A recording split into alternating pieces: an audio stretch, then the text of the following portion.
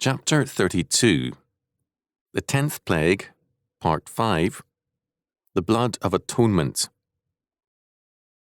Exodus chapter 12, verses 21 to 28.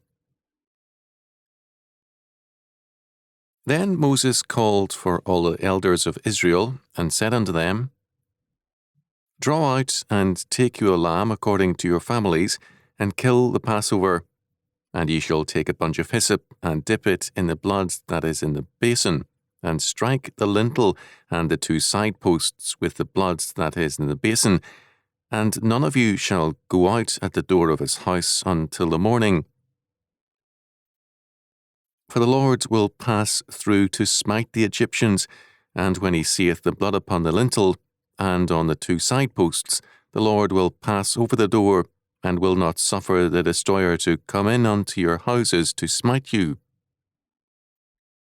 And ye shall observe this thing for an ordinance to thee and to thy sons forever. And it shall come to pass, when ye be come to the land which the Lord will give you, according as he hath promised, that ye shall keep this service. And it shall come to pass, when your children shall say unto you, What mean ye by this service?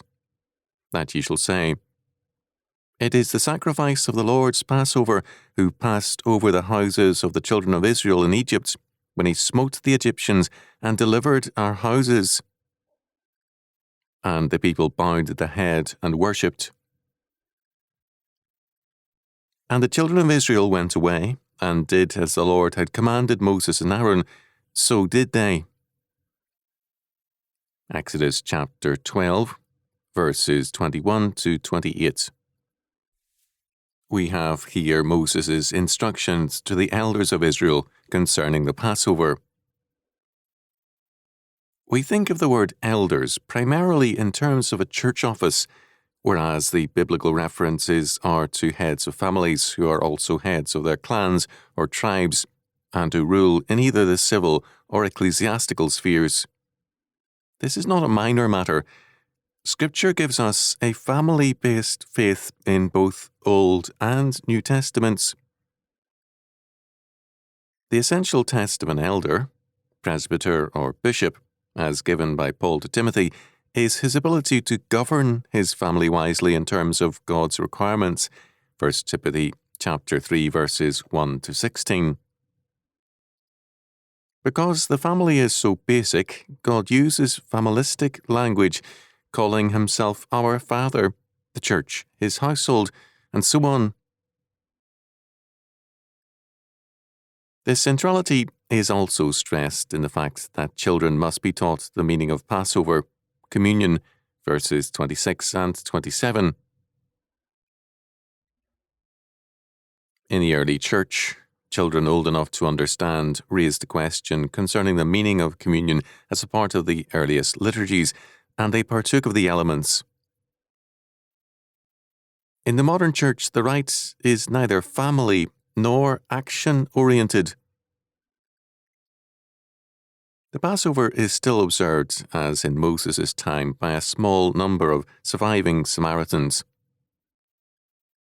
Among Jews, the main outlines are kept in ritual form. Their ceremony begins with kiddush, or sanctification, cleansing the house of leaven. The order of service is called seder. The unleavened bread is matzah. The bitter herbs, verse 8, are dipped in haroseth, a mixture of apples, nuts, raisins, cinnamon, and wine to symbolize the mortar. Chapter 1, verse 14, used in building store cities for Pharaoh. 1:11. The blood of the Passover lamb was to be used to mark the lintel and the two side posts of the door. A bunch of hyssop was used to do this. Hyssop was also used in other ceremonies, as in the cleansing of leprosy, Leviticus chapter 14, verses 4 following, and in the red heifer rite, Numbers chapter 19, verses 6 following. And it is referred to in 1 Kings chapter 4, verse 33, and Psalm chapter 51, verse 7. David's use of it makes clear that purging with hyssop was a synonym for atonement. Purge me with hyssop, and I shall be clean. Wash me, and I shall be whiter than snow. Make me to hear joy and gladness, that the bones which thou hast broken may rejoice. Hide thy face from my sins, and blot out all mine iniquities. Psalm 51, verses 7 to 9.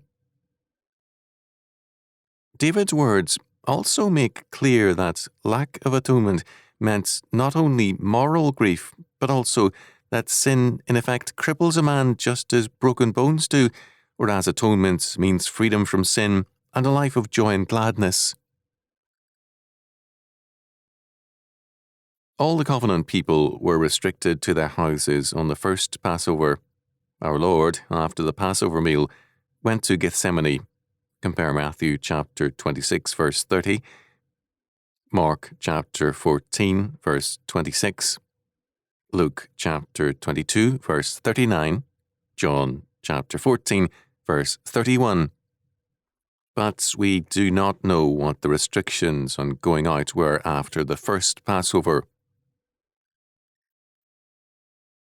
There is a relationship here to the law of the cities of refuge. Numbers chapter 35, verse 28. A man seeking refuge in such a city had to remain there until the death of the high priest, a type of Christ. In verse 21, the lamb is referred to as the Passover. This is a significant fact. Not the rites, but the slain lamb is the Passover. Paul's statement in 1 Corinthians chapter 5, verse 7 is in conformity with this. Christ, our Passover, is sacrificed for us. It is a dereliction of faith to transfer the term Passover to an ecclesiastical ritual when it means the Lamb of God. Both church and synagogue have sinned at this point. The requirement to remain in the house all night at the first Passover meant that the blood of the lamb was their shelter. To remain within during the first Passover did not mean that God could only then know who should live, but rather it witnessed to God that the covenant people knew that their only shelter was the blood. Death would enter all other houses not protected by the blood of the atonement. Hence, none of you shall go out. Verse 22. The sprinkling of the blood was not repeated after this first occasion. On this occasion, the blood plus the requirement to remain indoors made clear that their only security and shelter was in God's atonement.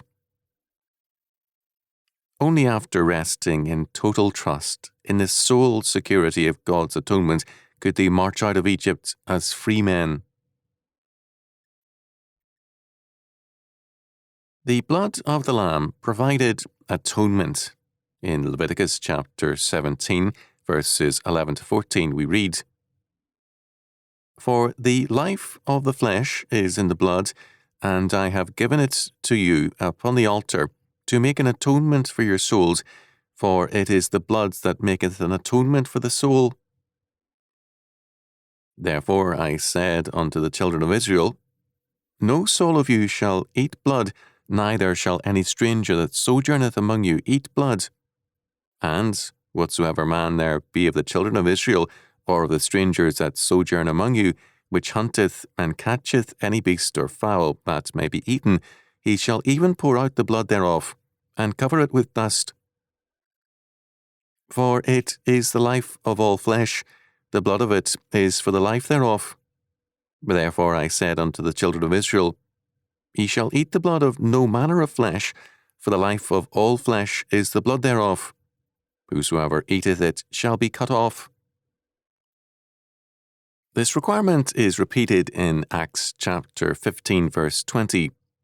Blood is equated with life.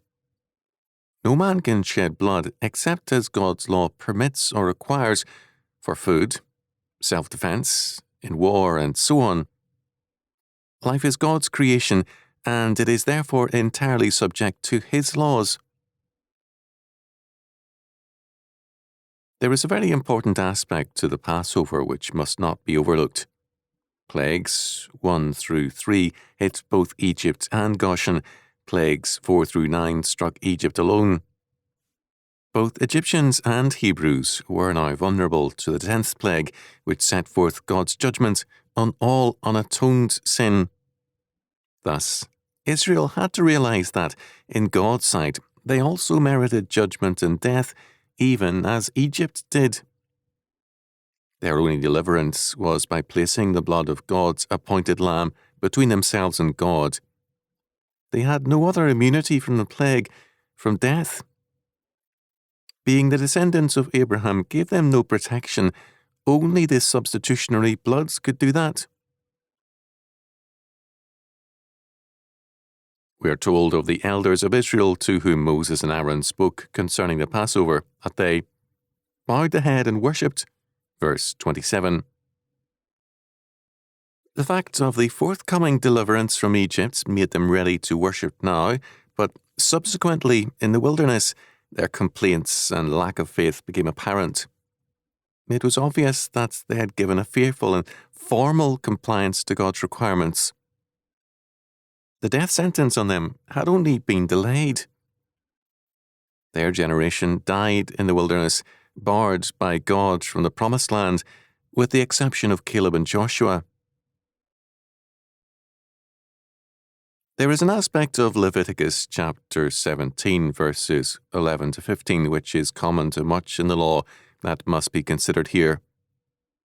It is clear that the law recognizes that not all people in the covenant land will be covenant believers. The persecution of unbelievers for their unbelief is nowhere permitted. However, disrespect by the unbelievers for the faith is not allowed. No penalty is set forth here, but the law requires respect for the faith of God's covenant people. Just as the godly have no right to abuse or penalize the unbeliever for his unbelief, so must the unbeliever observe a respectful attitude towards the faith and do nothing to show contempt or disrespect for it.